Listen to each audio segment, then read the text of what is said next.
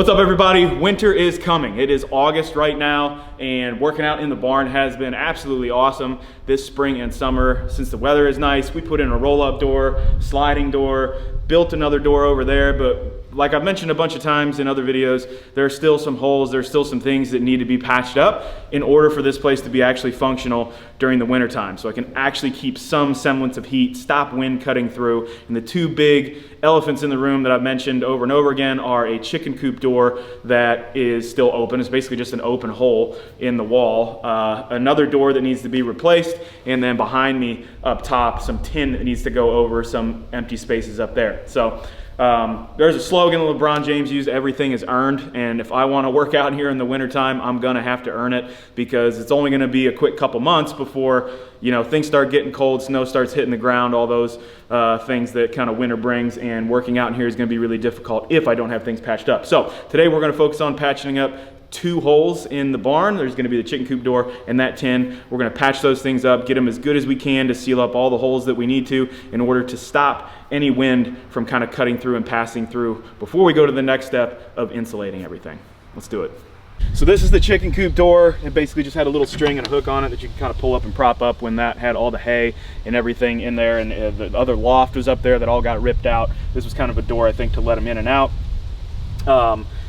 Door's got to come off. We're going to knock off some excess stuff and then put some new planks to just kind of fill in the spot. So nothing super serious, shouldn't be too difficult. Just measure some wood out. Remember, measure twice, cut once, and seal it up. It's going to look a little different. I was able to match the wood pretty well to this, but obviously this stuff's pretty old, it's pretty weathered, it looks really cool. So it'll be a little bit different, but I'm not super worried about that right now. All I'm worried about is covering up that space. So we're going to get that done first.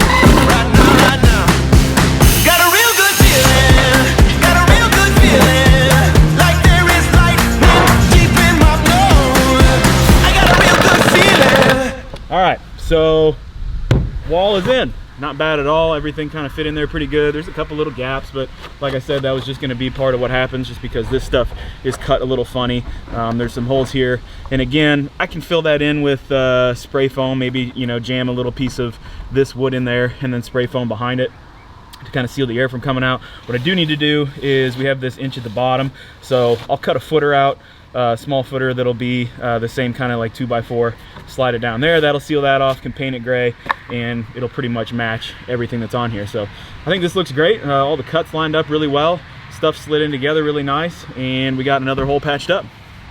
All right, so now we're gonna put in the tin. Really just need something that's gonna hold that spray foam on the inside. And so I'm just gonna try to patch up these holes. This is a really lopsided portion of the barn in terms of where those posts sit forward and back from each other. So it's gonna be really tough to kind of button them up together. Don't have the time right now to kind of put a bunch of other boards to try to really even everything out. Again, this is only gonna be on the outside. The inside will look a little bit cleaner. And again, the main focus is just to kind of button things up before it starts getting cold in the wintertime. So what I'm going to spend my time doing is just trying to seal up that main crack along the top, and then small one there in the middle, and the big one over on the right hand side is going to kind of be the hardest thing to do. But I've got this cane actually from when I purchased the roll-up door. This stuff came on the outside of the box, so just going to reuse that. Not something that I technically had to spend money on. The stuff's pretty malleable. It'll kind of bend around that corner, like I've got a couple pieces up there already. So just going to focus on, again, sealing up that hole, bending this stuff around, bolting it in, and getting a nice finish up there.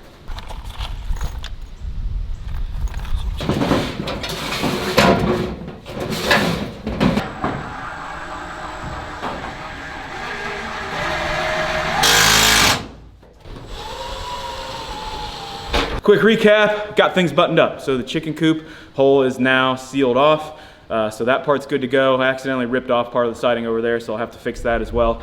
Just one more board to cut and throw in there, but that part's sealed up, which is great. Up in the corner here, you can definitely tell that we patched up some holes. We were able to fill in a lot of empty space that went straight outside. There's still some daylight coming through, but I'm going to fix probably the rest of those small cracks on the inside.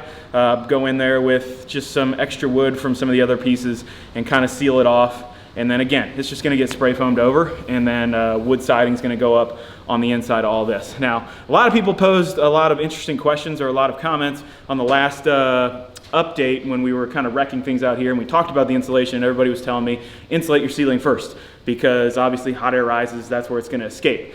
Now, the point of my insulation is it's not going to be much. It's going to be probably an inch or less of spray foam. So I'm not really looking at it to insulate a whole lot. That R value is only going to be about 7, maybe a little bit over that, depending on how heavy I put it on. So I'm really not looking to get that much insulation. What I am looking to do is to stop wind from cutting in and out of here, stop air movement or airflow when it's all sealed up. And so that's what I'm looking for that insulation to actually do. And in terms of keeping the air down or insulating this whole thing or heating the entire barn to a comfortable temperature of say 70 degrees, it's not going to happen, at least not this year. In terms of that hot air is going to go up there no matter what, and if it gets trapped up there, so what? It's all up there, I'm working out down here. That's not going to help a lot unless, again, I could install a massive fan or something like that. I don't really have the plans for that right now. It's not really what I'm concerned about. So the way that I plan on heating the barn or staying warmer is radiant heat and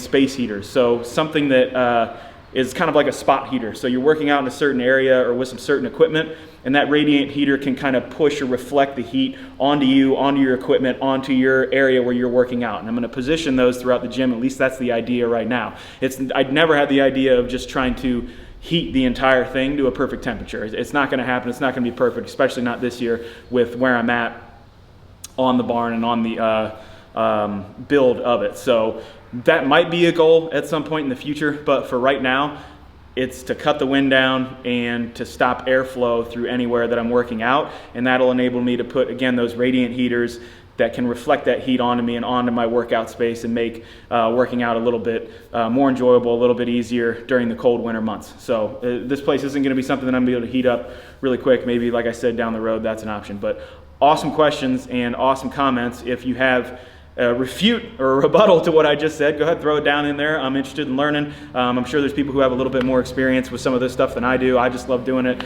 love researching and love getting after it, and you guys are definitely helping with the build. So you're in this process with me. It's been a blast. I love the next steps that are going to be coming up. Stay tuned. So one thing that you guys didn't see, we weren't able to capture all of the teardown from the weekend. We were able to capture a little bit of it, of just the plow through, and I think I took out a tree on the corner. So there's just a little bit of it, more of the idea behind what we were trying to accomplish or what I was trying to accomplish. But now we can actually come over to this door and walk out. So a little bit of a drop off, but you can actually get out this door now and see that everything's been pretty well plowed down. There's a lot of debris and stuff that needs to be taken care of, but even from our last barn update video where we focused on the demolition, you can see that we did a lot more, right? Basically scraped the whole ground, got all the plants, all the weeds, a lot of the trees, the stuff in the way, all torn up. This pile over here was about 1/4 of that size.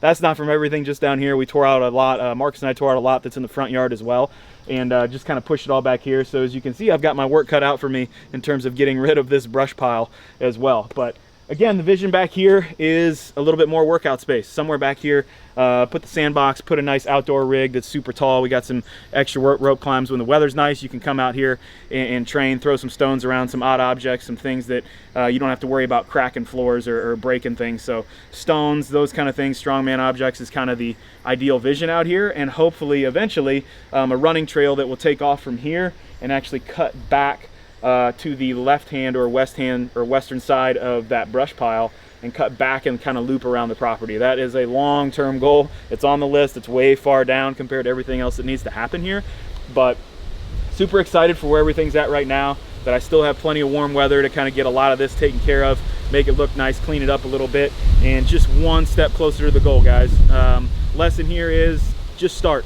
Just whatever it is, whatever you're trying to do, whatever you're trying to change, whatever you're trying to make an improvement on, just start. Back when I started this thing, it was a mess. It was a disaster. I still had a brace on my leg. I couldn't really work out, but I just started. I grabbed a crowbar and started working, and now I work out in here. I train with friends in here, games athletes, as well as I get to train other people in here and help improve their lives. So moral of the story, get an inch a day and you're gonna get there eventually. So thanks for tuning in, guys, and stay tuned to the next one.